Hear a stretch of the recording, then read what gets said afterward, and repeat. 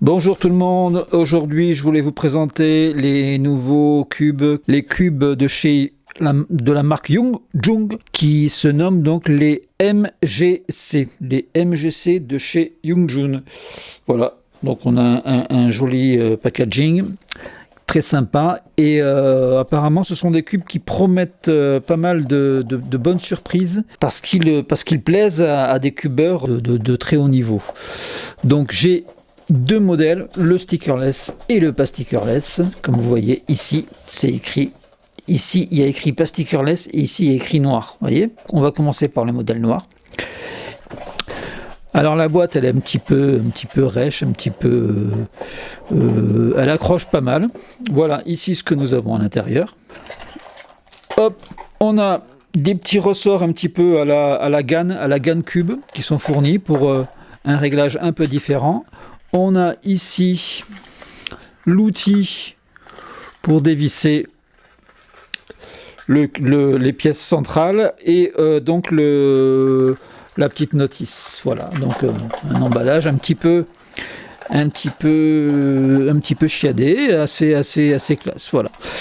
Le plus intéressant, c'est ça, c'est cette petite bête. Alors, prise en main directe, je sens que c'est un cube qui est assez petit. Effectivement, c'est un cube qui fait 55,5 cm comme le Valk, les derniers Valk.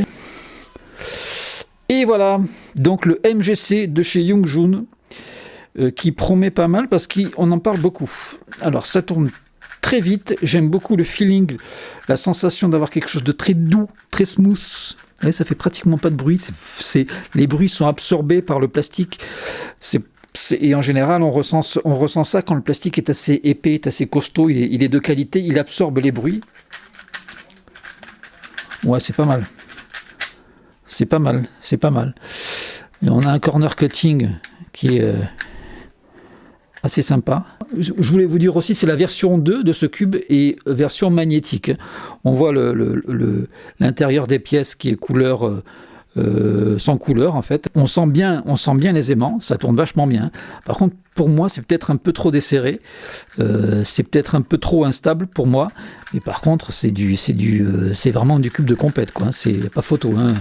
On sent vraiment qu'il y a de la qualité. C'est très sympa. C'est très sympa. Voilà, ici donc les petits ressorts à l'intérieur. Il faut dévisser ça pour pouvoir accéder au système de fixation à l'intérieur qui va vous donner un cube plus ou moins rigide, plus ou moins solide, plus ou moins stable, plus ou moins serré. Mais c'est pas mal. Ah, ça tourne vraiment très bien, très bien. Je pense que une fois que vous auriez fait les bons réglages avec la bonne tension, on sent vraiment bien les aimants. Je pense qu'on peut mettre ça parmi les top cubes. Parmi les cubes excellents, vraiment. Très bon feeling. Je pense qu'il faut, après que chacun l'adapte à sa façon de cuber, avec des cubes plus ou moins serrés. Mais ça fait partie du top cube. Vraiment. Ici, de toute façon YJ, j'ai l'impression que depuis quelques temps, ils sortent des nouveaux produits, ils réinvestissent un petit peu, mais là ils sont en train de reprendre du poil de la bête, j'ai l'impression, et ça fait vraiment des bons cubes. On voyait que l'aimant, il est quand même assez costaud, il est assez puissant, on le sent bien. Ça tourne vraiment très bien, bravo, super cube. Moi, je vous le conseille si vous voulez vraiment faire du speed. Si vous êtes déjà sur des cubes très rapides, là, vous ne serez pas déçus. C'est du très costaud. C'est très rapide, ouais, je vous conseille.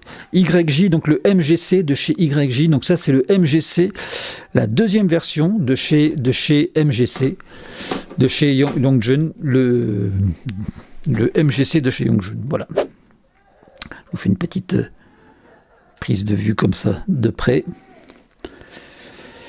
et ben voilà, pour ceux qui l'ont déjà, si vous pouvez mettre vos commentaires, ce qu'ils en pensent avec quelques commentaires, ça pourra aider tout le monde. Voilà, allez, à bientôt.